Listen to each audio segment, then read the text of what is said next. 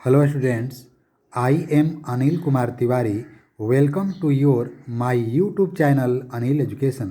My dear students, आज हम लोग कक्षा 10 के विज्ञान में प्रकाश का प्रकीर्णन पढ़ेंगे। What is scattering of light.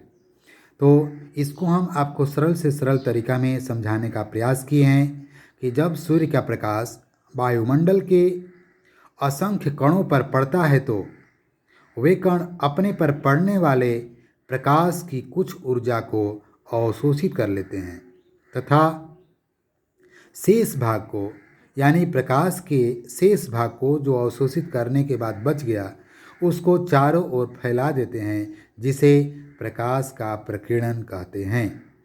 प्रकाश के प्रकीर्णन को चित्र के माध्यम से आपको मैं समझाने का प्रयास किया हूँ। यहाँ बीचों बीच एक पार्टिकल है जिसे कण कहेंगे।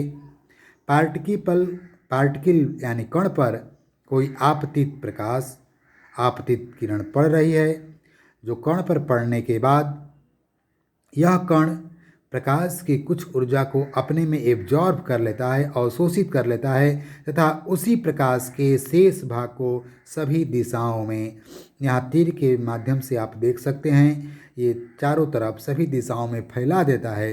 इस फैले हुए प्रकाश को प्रकीर्णित प्रकाश कहेंगे। तो इस पूरे प्रक्रिया को प्रकाश का प्रकीर्णन कहते हैं। यहाँ नीचे लिखा गया है कण द्वारा प्रकाश का प्रकीर्णन। माय डियर स्टूडेंट्स, अब आप इसे विस्तार से समझें।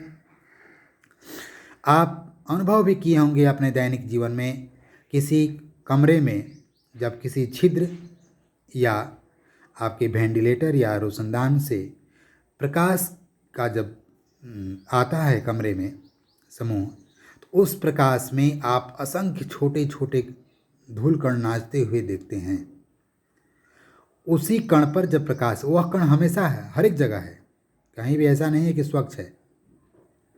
वैसे कण हर एक जगह हैं, लेकिन हमें प्रकाश में ही दिखाई देते हैं।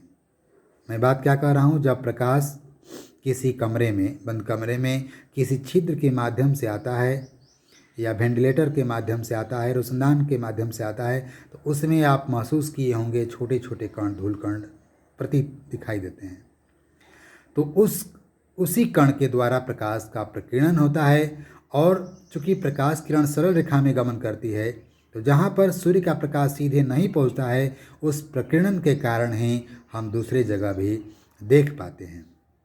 यदि प्रकाश का प्रकीर्णन नहीं होता तो हम जहाँ पर सूर्य का प्रकाश नहीं पहुँचता है, नहीं पड़ता, उन वस्तुओं को, उस जगह को नहीं देख पाते। तो प्रकाश का प्रकीर्णन का हमारे दैनिक जीवन में कितना महत्व है, इसको या अपन अंधेरे में टॉर्च जलाकर भी देख सकते हैं कि इतने उस फोकस के अंदर छोटे छोटे कण घूमते हुए दिखाई देते हैं। उसी कणों के द्वारा प्रकाश का प्रकीर्णन होता है। अगला हेडिंग है किरण, जिसको रे बोलते हैं। सरल रेखा पर चलने वाले प्रकाश को किरण कहता है। अभी मैं बताया हूँ कि प्रकाश हमेशा सरल रेखा में गमन करती है, टेढ़ी मेढ़ी रेखा में गमन नहीं करती है।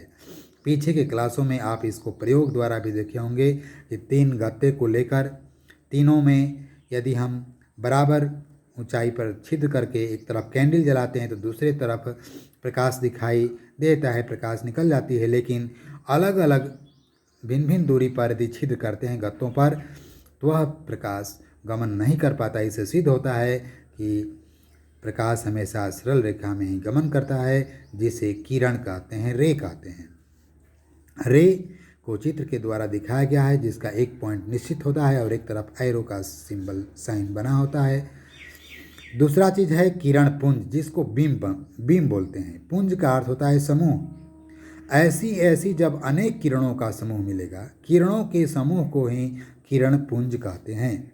एक किरण, प्रकाश किरण है तो उसको किरण कहेंगे, लेकिन ऐसी जब किरणों के समूह बनेंगे तो इसको हम लोग किरण पुंज कहते हैं। किरण पुंज 3 प्रकार के होते हैं। आगे के वीडियो में जो 3 प्रकार के किरण पुंज है उसको हम लोग बारी बारी से पढ़ेंगे। मैं आशा करता हूँ कि यह वीडियो आपको अच्छा लगा होगा। Then I request to you, please like, share and subscribe this channel. Again we meet next video, a new topic. Then thank you, that's all. Okay, thank you for watching.